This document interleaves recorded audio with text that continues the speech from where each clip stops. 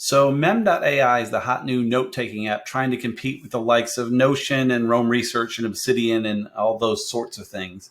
And I think they're off to a great start. I just wanted to point out a few things I think they're falling a little short with. They're aware of these, but I wanted to just point them out. If it's something you want to start playing with, here's where I'm seeing some downsides. Quickly before we start, though, I do like this one little feature they have. You can add starred links to your mems, your notes. But you also have just kind of a box of quick notes, and that's something I'm kind of lacking with Rome. Is I kind of keep my quick notes over in Google Keep because there's not a great way to keep them just in Rome without having them in line and maybe kind of disappearing. So I thought that was kind of a neat feature. The problem I have is really two things. The first being it's date-based with a timeline, which I love. That's how I use Rome the most. I spend most of my time in Rome in the daily view, and we'll talk about that in a second.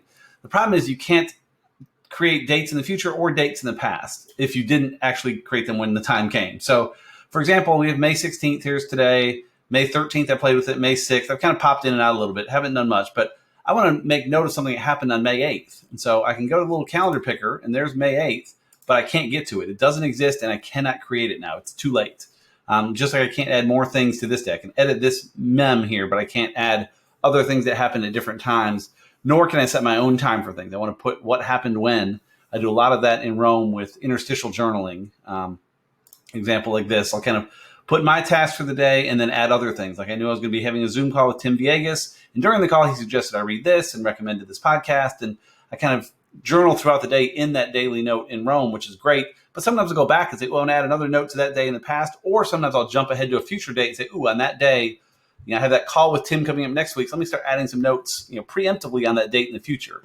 In Mem, you can't do that. So not only can I not go to the past, I can't jump to the future either. If I want to go, I have a meeting on the 19th this week, it doesn't do anything. No error, just like, nope, you're not doing it. Like it doesn't happen. So that's kind of a bummer. I think they'll fix that. That would seem to be relatively easy to fix, just to let people go to whatever date they want and type stuff into it.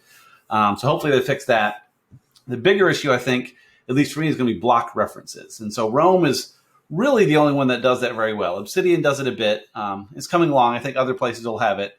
But block references are where you can reference a piece of a note in another note. So an example here, I had a blog post I wrote about why your why doesn't need to be about you, referencing Simon Sinek's book, Start With Why.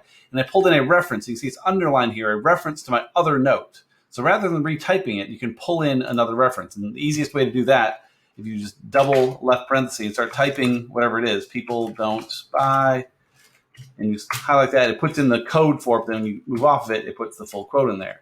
Where this is great is the opposite side of it. So it pulls it in once, you don't have to retype it. That's excellent.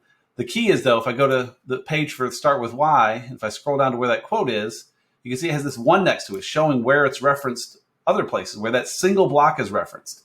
Now, of course, you have the main references at the bottom, the main backlinks, all the places I've talked about the book and about this page in general that a lot of things have, including Mem and Obsidian and others. But that block level reference is pretty cool, and really, as you add more things, I think it makes a lot more sense. It can be great. So I love seeing that in there as I'm reading through my notes. Like, ooh, I referenced this one thing somewhere. What was that about? And I can kind of just click through, and there's the full context of what I wrote about, and just really tying everything together very nicely. And Mem cannot do that yet. So I think Mem has a great design, a great strategy behind it. I love the way they integrate tasks is phenomenal. They do a lot of things right. I'm not going to do a whole walkthrough of Mem. There's plenty of others of those out there. But just want to reference a few places where it really hamstrung me. The block references I could almost get away without having. I think I want to keep them, but I could argue against it. But the timeline issue is just kind of a killer for me for now.